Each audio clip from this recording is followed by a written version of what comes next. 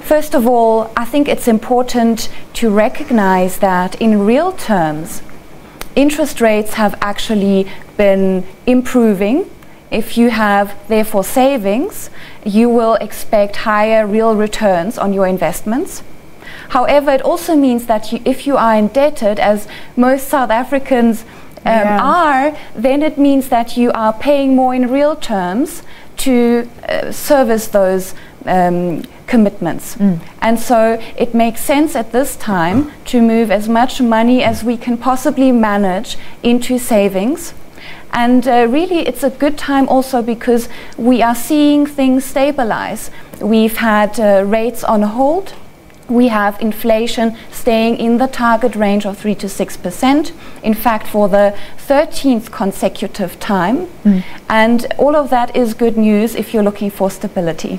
And Ian, do you agree? Should you be buying houses and taking on debt or paying down your debt? No, pay it down. The best investment one can make at the moment, pay off the mortgage, pay off the car loan, clear yourself of debt. You know, with the cloudy outlook for employment, rather be sure that you've got a base to fall back on if needs be. And we agree that the interest rate trend, the cycle, is turning up. We'll follow the global trend in that respect, and if that means higher interest rates in the future, rather have lower debt now or as soon as possible. And is that something you should think about if you're planning to buy a house, for example? So factor in interest rates pretty soon, actually. Yes, definitely. I mean, we saw the expected increases in interest rates, so it'll be 1%, say, in the next year and a half higher, and then I would say factor that into the repayments you're likely to have to make and make sure that you can cover it on your net salary. Inflation, again, something that affects people even if they don't have a house. The food prices you were talking about. Just give us a sense of what's likely to go up in the next 6 months or so, what's coming down, what people should factor in their general sort of lifestyle spending. Well, hopefully food prices will continue to trend somewhat lower, and that is very important for poorer households who have to spend a larger proportion of their income on foods. Then it is quite possible that we may still see further petrol price increases. Some even expect the price of petrol per litre to go up to 15.46. Sure. So that will be will that be an all-time high? It would be a noticeable burden for consumers, absolutely.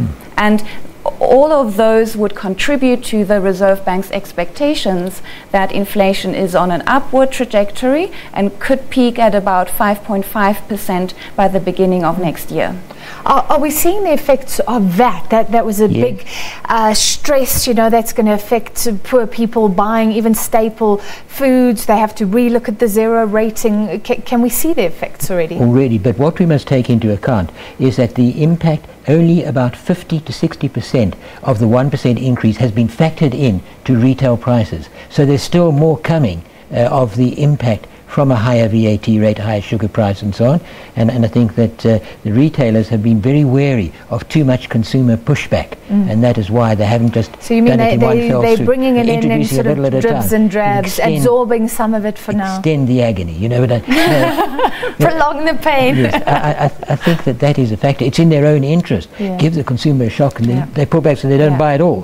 Put it up by a little bit, and they say, oh, it's not too much, I can afford it. Are things that tight in South Africa? Aren't we seeing retail sales pick up? People are feeling more confidence, like Maura said? That SA says so, yes.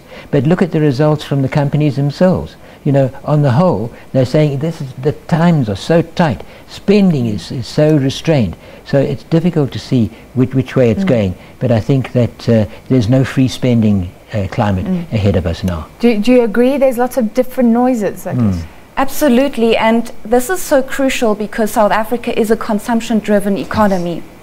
So when consumers are not feeling well and they are financially strained, it really feeds through to GDP, and it can also then feed through to unemployment. And this is really what it all comes down to.